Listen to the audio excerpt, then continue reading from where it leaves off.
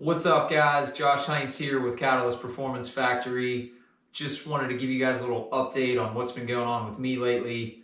I had a pretty rough get off, as some of you may know, at the Gobbler Grand Prix event at Switchback MX about a month ago, and ended up having a pretty decent injury to my left knee. So I just wanted to take this opportunity to give you guys a little bit more detail on that injury.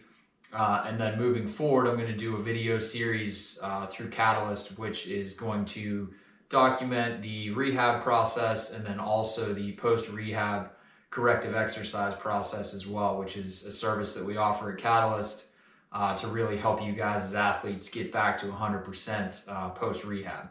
So let's jump right into it. The first thing I want to do is kind of give you some background, a little bit more information on the anatomy of the injury and what happened. So let's jump into it. So there are two components to the injury that I sustained in this crash. So the first is I actually ended up tearing my MCL, medial collateral ligament.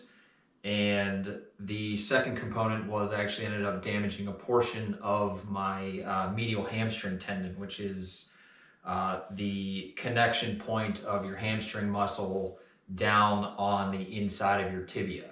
So I've got some KT tape here on my left knee, just kind of indicating where these two components are to give you guys a better idea of the locations of these. So this wider band of KT tape right here represents the MCL. The insertion point of that is on the bottom of your femur that runs across the knee joint on the inside of your knee and ties into the top of your tibia.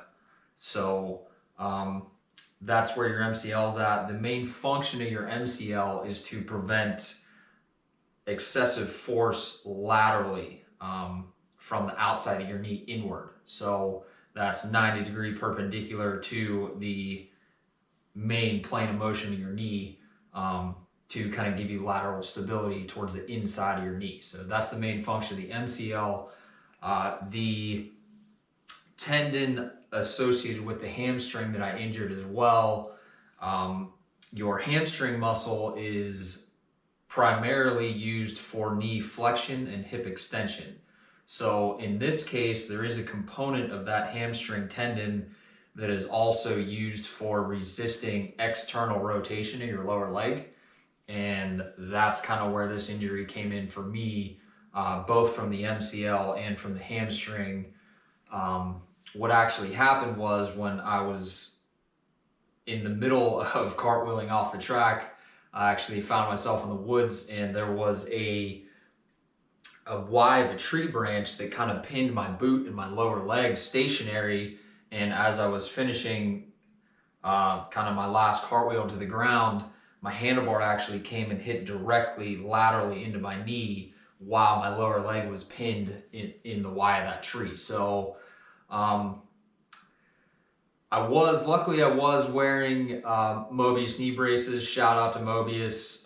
They definitely saved me on this one from a much worse injury that I could have also injured, ACL, PCL, a meniscus, a lot of other components in the knee that luckily for me were not injured in this scenario because I was wearing those knee braces and did have a lot of support there. But unfortunately, there's only so much you can do about external rotation of your lower leg, and that was kind of the root cause of this injury, along with the lateral forces inward as well. So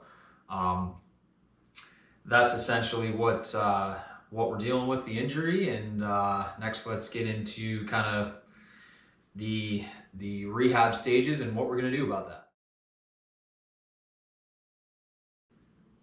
So with any significant injury like this to connective tissue, the first thing that you definitely want to do is consult with an orthopedic specialist, get x-rays, get MRIs, get just kind of a full picture of what's going on so you really have a good understanding of what you're dealing with in the injury.